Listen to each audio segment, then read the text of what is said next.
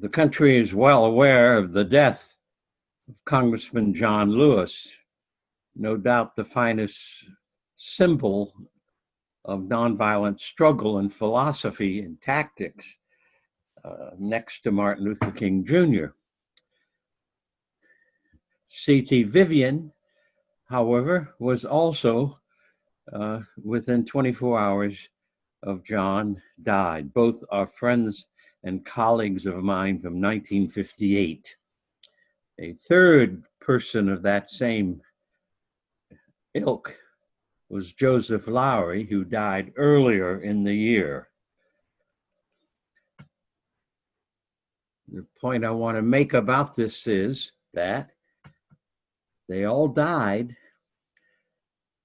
They represented not just the individual great person, but they represented the fact that they were all men who joined a new thing in the United States and a new movement in the United States.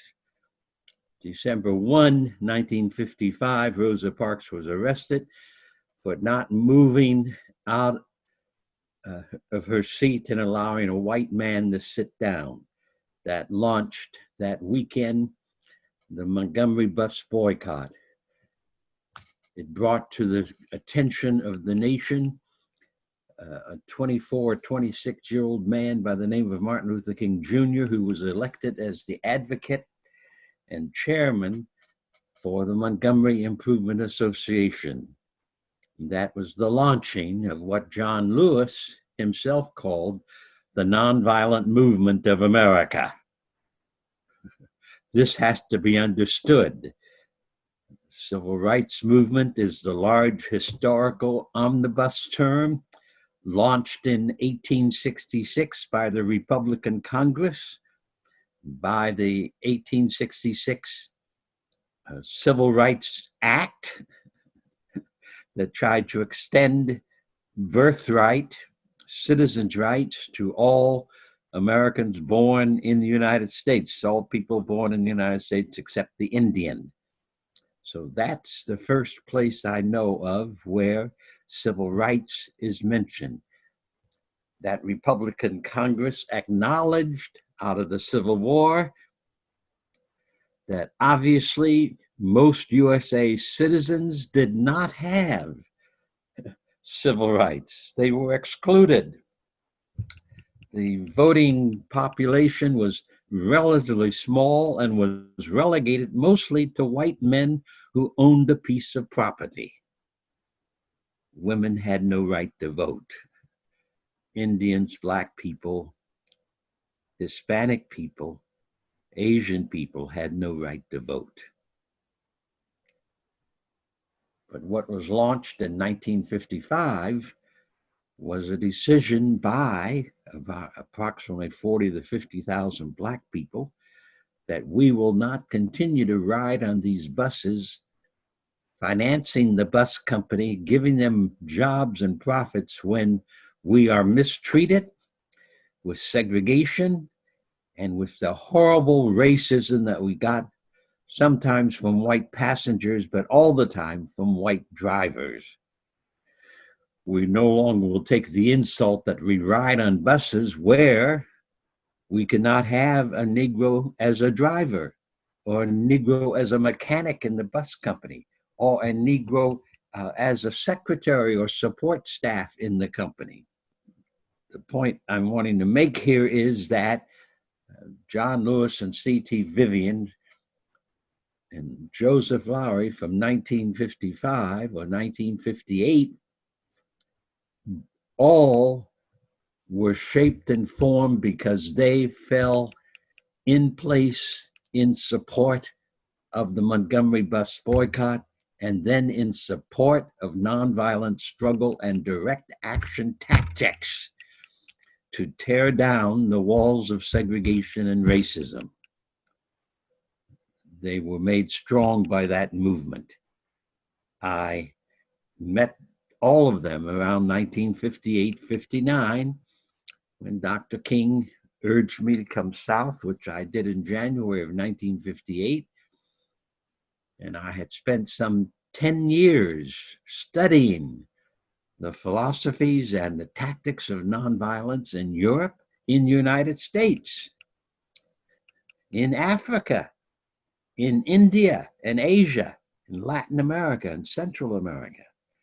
Because, as Gandhi insisted, nonviolence was a very, very ancient way of handling injustice, of correcting conflict, of creating communities of struggle against all forms of cruelty and torture. So Gandhi can be called the father of nonviolence in the 20th century, in the same way that Albert Einstein has been called the father of physics. Neither one invented what they experimented with. They instead recognized the possibilities in the universe of change and of learning the laws of life and applying them to their own immediate situation, and to science in the case of Einstein, to social justice and conflicts for freedom and all on the part of Gandhi. So I relish the relationships I had across 50, 60 years with both Congressman Lewis and C.T. Vivian and Joseph Lowery. So I put this on the map to try to say that many strikes in the 20th century by working families and unions were nonviolent strikes. The people all across the country in the 30s and the 40s used that, and it is an ancient tactic. We know it from the year 1170 before the current era, as a tool in Egypt, the stoppage of work for the purpose of the workers gaining benefits and wages and safety, and in the handling of the work they did. I want to urge now that in the 21st century, the AFL-CIO and labor unions everywhere take a new birth of energy, because this nation will not have economic justice for almost half of its people, 330 million people, unless unions and labor families go out to organize millions and millions of people and have many unions, as in Los Angeles today, able to push for a political agenda that is inclusive. I would push a couple of things here. One is that the labor movement in the United States must really become a militant, aggressive, nonviolent movement on behalf of all the issues that affect their members, and of organizing millions of new working people and families into the union movement. Secondly, I want to push AFL-CIO and Unite Here to give leadership to it, to tell the Democratic Party that they cannot be a centrist party. They must be for the economic well-being of all working peoples.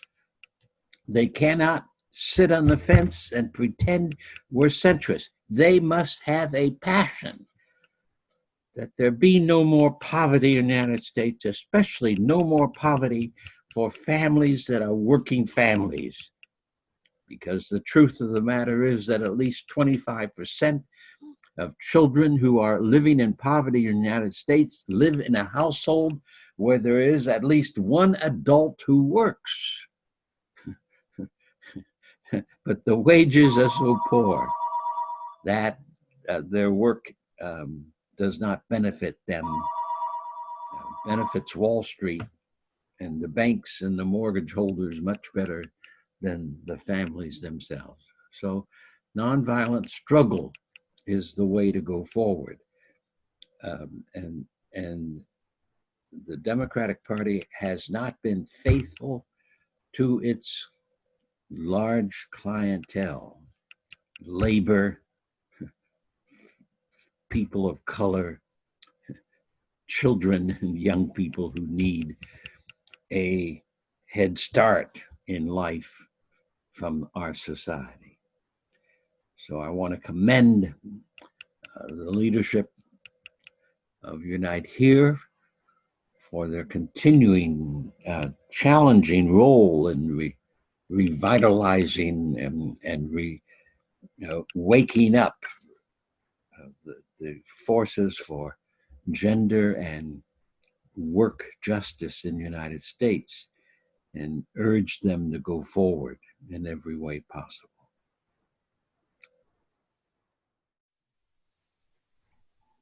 Wow. Thank you, Reverend Lawson, for your inspiring words. Ron, it seems like just the other day, but it was 2 years ago when the Black Leadership Group met with Reverend Lawson to talk about how we can continue all the work that he and King has done over the years with nonviolence, and also just his example of his leadership and his activism. I think it has inspired all of us. We're so proud to have him here with us this evening.